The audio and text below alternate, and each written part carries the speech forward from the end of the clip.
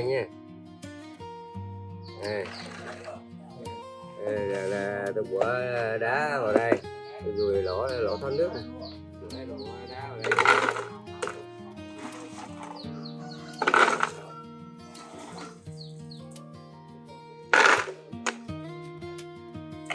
Lên để nó trồng thoải mái.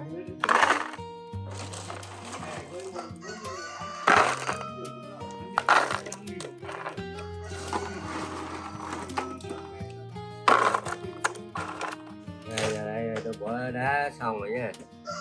Rồi đến công đoạn là tôi đợi cái này bắt đầu là ta bỏ đất vào đây. Đấy.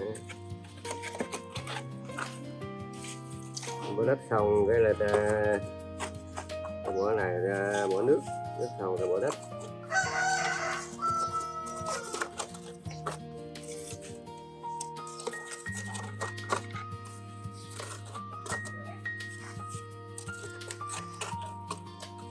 Xong rồi ta bỏ nước nha. Nước mà quên nhớ là của không được quá cái lỗ tôi đã dùi ngăn cách. Đấy, nước mình trà đài là nó tràn ra này.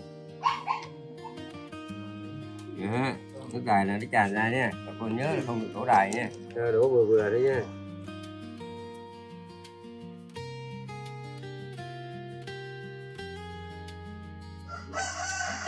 Đây ta bỏ vừa nước thôi. Nước này là nước tượng trưng để cho các bà con thấy. Sau này ta bỏ đất ra tưới cây là tự dưng nó xuống đầy cái lỗ này luôn.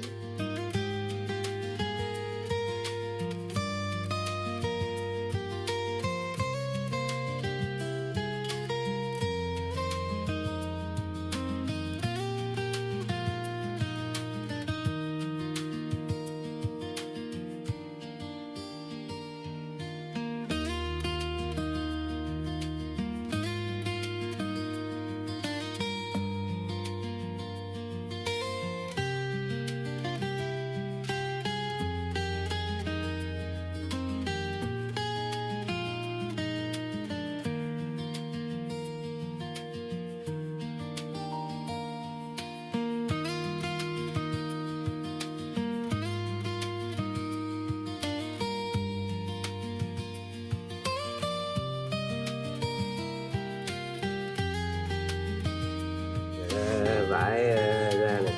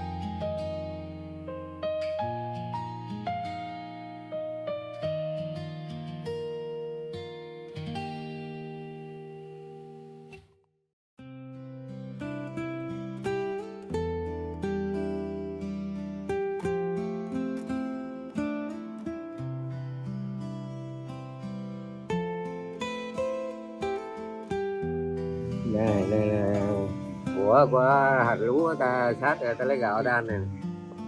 Cái này là ta lấy của ta rắc vào đây.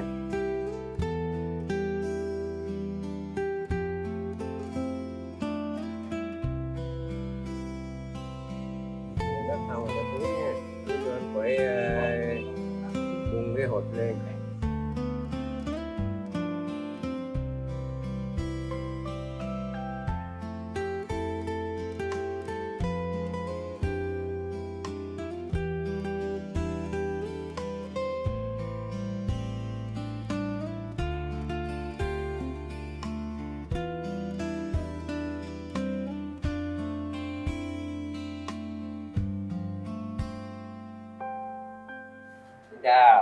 cả bà con cho làng số. Nay tôi làm video rau nhìn màu của xanh, mời bà con theo dõi nha. Nay đây là 15 ngày, khoảng 15 ngày nữa là ta thu hoạch nha. Mời bà con theo dõi và chờ tôi thu hoạch nha. Đây bà con nhìn rau diền như là rau diền tía này, màu tía đẹp này. Đấy, rau diền thì khác với mọi rau diền của ta trồng.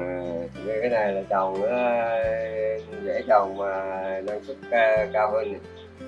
Bà con nên trồng cái giống này ăn quanh năm.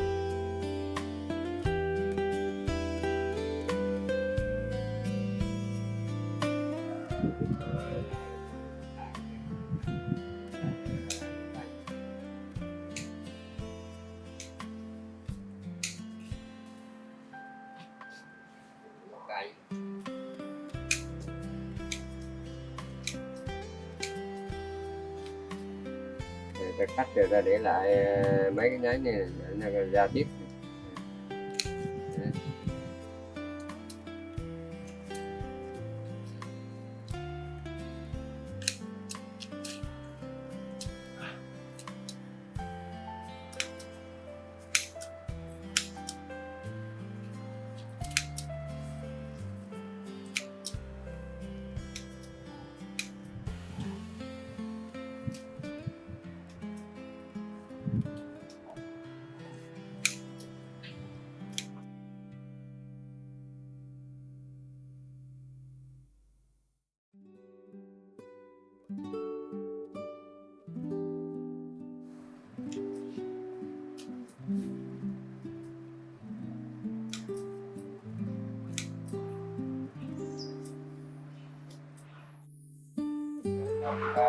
Cắt hết thì là cái mầm như là cho đến 10 ngày nữa ra ta làm tiếp nha. Thu hoạch lần 1 thì ta lấy cái nấu canh. Đấy, lần 2 là cái mầm đây. Đấy. Còn cái mầm đây là mai cái kia là nó trồi lên.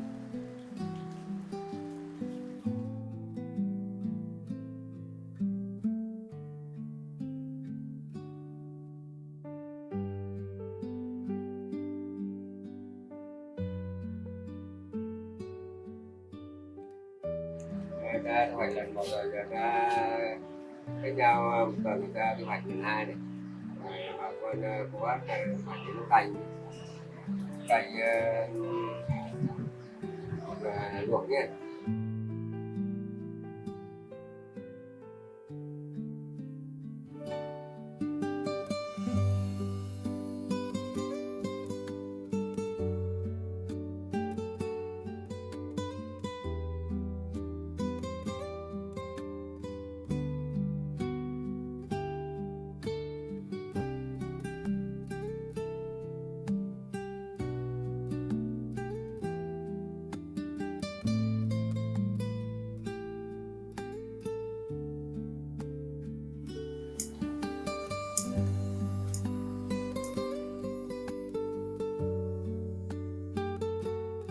Rồi ta cắt cái này ta còn ăn tiếp nữa nha.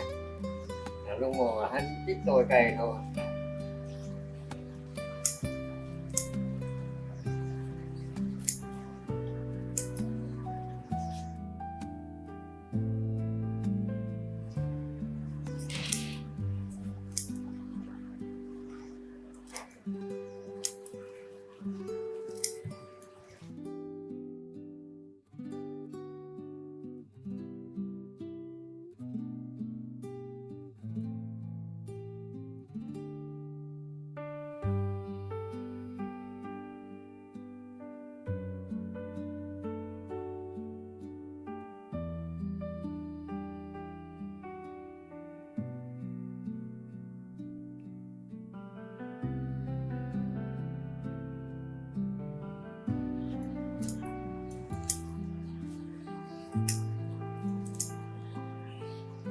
người ta cắt xong người ta bắt đầu tưới những này người ta làm tiếp nha.